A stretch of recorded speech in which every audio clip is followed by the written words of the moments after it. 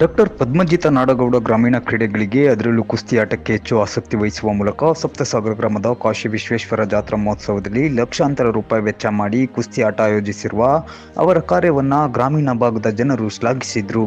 ವೃತ್ತಿಯಿಂದ ನೇತ್ರ ತಜ್ಞರಾಗಿರುವ ಡಾಕ್ಟರ್ ಪದ್ಮಜಿತ ನಾಡಗೌಡ ಸಪ್ತಸಾಗರದಂತಹ ಗ್ರಾಮೀಣ ಭಾಗವಾಗಿದ್ದರೂ ಕೂಡ ಅಥಣಿ ಹಾಗೂ ರಬಕವಿ ಪಟ್ಟಣಗಳಲ್ಲಿ ಆಧುನಿಕ ವೈದ್ಯಕೀಯ ಸೌಲಭ್ಯಗಳನ್ನು ಒದಗಿಸುವ ಮೂಲಕ ಅತಿ ಕಡು ಬಡವರಿಗೆ ಉಚಿತ ನೇತ್ರ ಚಿಕಿತ್ಸೆ ಜೊತೆಗೆ ವಿದ್ಯಾರ್ಥಿಗಳಿಗೆ, ನಿರ್ಗತಿಕರಿಗೆ, ವೃದ್ಧರಿಗೆ ವೈದ್ಯಕೀಯ ವೃತ್ತಿಯ ವರ್ಷದ ಅರ್ಧದಷ್ಟು ಭಾಗದ ಹಣವನ್ನು ಸಮಾಜ ಸೇವೆಗೆ ಮೀಸಲಿಡುವ ಮೂಲಕ ತಮ್ಮ ಸೇವೆ ಒದಗಿಸುತ್ತಲೇ ಗ್ರಾಮೀಣ ಕ್ರೀಡೆಗಳಿಗೆ ಪ್ರೋತ್ಸಾಹಿಸುತ್ತಾ ಇರೋದು ತುಂಬ ಶ್ಲಾಘನೀಯ ಅಂದರು.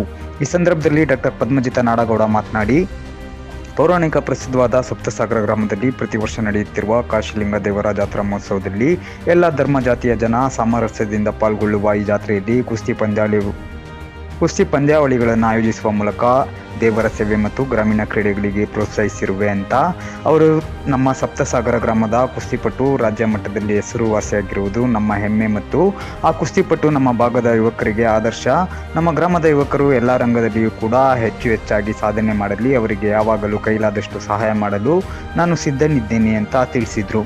ಪ್ರತಿ ವರ್ಷದಂತೆ ಈ ವರ್ಷ ಕೂಡ ಮಕರ ಸಂಕ್ರಮಣಕ್ಕೆ ನಮ್ಮ ಮನೆದೇವರು ಮತ್ತು ಈ ಸಪ್ತಸಾಗರ ಗ್ರಾಮ ದೇವರಾದ ಕಾಶಿ ವಿಶ್ವೇಶ್ವರರ ಜಾತ್ರಾ ಮಹೋತ್ಸವವು ಇವತ್ತು 3ನೇ ದಿವಸಕ್ಕೆ ಅಂತ್ಯಗೊಳ್ತಾ ಇದೆ.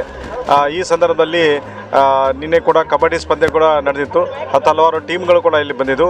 ಮತ್ತು ಕುಸ್ತಿ ಒಂದು ನಮ್ಮ ರಾಷ್ಟ್ರೀಯ ಆಟ ಆಗಿ ಈಗ ಅಂತಾರಾಷ್ಟ್ರೀಯ ಆಗಿ ಬೆಳೆದಿದೆ.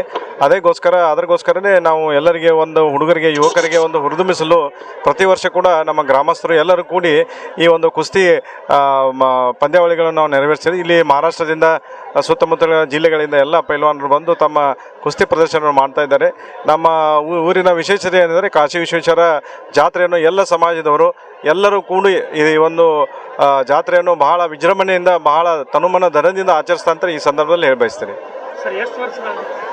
ಈ ಕಾಶಿ ವಿಶ್ವ ಜಾತ್ರೆ ಅಂತೂ ಭಾಳ ವರ್ಷವಾಗಿ ನಡೀತಾ ಇದೆ. ಕುಸ್ತಿಗಳು ಕೂಡ ತುಂಬ ವರ್ಷದಾಗಿ ನಡೀತಾ ಇದೆ. ಅದಕ್ಕೆ ಸಪ್ತಸಾಗರ ಗ್ರಾಮದ ಮುಖಂಡರಾದ ನಾರಾಯಣ ಗೋರ್ಪಡೆ ಮಾತನಾಡಿ, ನೇತ್ರ ತಜ್ಞ ಡಾಕ್ಟರ್ ಪದ್ಮಜಿತ ನಾಡಗೌಡ ಅವರು ಗ್ರಾಮೀಣ ಕ್ರೀಡೆಗಳನ್ನು ಪ್ರೋತ್ಸಾಹಿಸುವ ಉದ್ದೇಶದಿಂದ ತಮ್ಮ ಸ್ವಂತ ವೆಚ್ಚದಲ್ಲಿ ಲಕ್ಷಾಂತರ ರೂಪಾಯಿ ಖರ್ಚು ಮಾಡಿ ಕುಸ್ತಿ ಆಯೋಜಿಸಿದ್ದರಲ್ಲದೆ ಬಡ ನಿರ್ಗತಿಕರಿಗೆ ಉಚಿತವಾಗಿ ವೈದ್ಯಕೀಯ ಸೇವೆ ಕಲ್ಪಿಸುವ ಮೂಲಕ ಸದಾ ಸೇವೆಗೆ ಸನ್ನದ್ಧರಾಗಿರುತ್ತಾರೆ. ಅವರು ಡಾಕ್ಟರ್ ಪದ್ಮಜಿತ ನಾಡಗೌಡ ನಮ್ಮ ಗ್ರಾಮದ ಹೆಮ್ಮೆಯ ವ್ಯಕ್ತಿ ಅಂತ ತುಂಬಾ ಶ್ಲಾಘನೀಯ ವ್ಯಕ್ತಪಡಿಸಿದ್ರು. ಇದೇ ಸಲ ಅಲ್ಲ 5-6 ವರ್ಷ ಆಯಿತು ಸ್ವಂತ ಖರ್ಚಿನಿಂದ ನಮ್ಮ ನಾಡಗೌಡ ಪದ್ಮಜಿತ ನಾಡಗೌಡ ಅವರು ಸ್ವಂತ ಖರ್ಚಿನಿಂದ ಮಾಡ್ಲತ್ತಾರೆ. ಯಾಕಂತಂದ್ರೆ ಅವರಿಗೆ ಊರಿಗೆ ಎಷ್ಟೇ ಹುಡುಗರು ಇದ್ರೂ ಸಹಿತ ಒಂದು ಮೈದಾನವನ್ನು ಕಟ್ಟಿಕೊಟ್ರು, ತಾಲೀಮ್ ಮನೆಯನ್ನು ಕಟ್ಟಿಕೊಟ್ರು.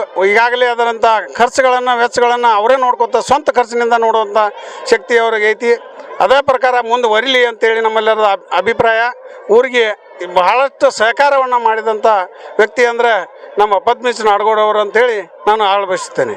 ಜಾತ್ರಾ ಮಹೋತ್ಸವದಲ್ಲಿ ಕಬಡ್ಡಿ ಪಂದ್ಯಾವಳಿ, ರಥೋತ್ಸವ, ಪಲ್ಲಕ್ಕಿ ಸೇರಿದಂತೆ ವಿವಿಧ ಧಾರ್ಮಿಕ ಕಾರ್ಯಕ್ರಮಗಳು ಕೂಡ ಜರುಗಿದ್ವು. ಇದೇ ಸಂದರ್ಭ ಮುಖ್ಯ ಅತಿಥಿಗಳಾಗಿ ಕಾಂಗ್ರೆಸ್ ಮುಖಂಡ ಅಪ್ಪಸಾಹೇಬ್ ನಾಡಗೌಡ, ಚಿದಾನಂದ ಸೌದಿ, ಗಜಾನನ ಮಂಗಸೂಳಿ, ವಿವೇಕ ನಾರ್ಗೊಂಡ, ರಾಜುಗೌಡ ನಾಡಗೌಡ ಆಗಮಿಸಿ ಕುಸ್ತಿಪಟುಗಳನ್ನು ಪ್ರೋತ್ಸಾಹಿಸಿದ್ರು.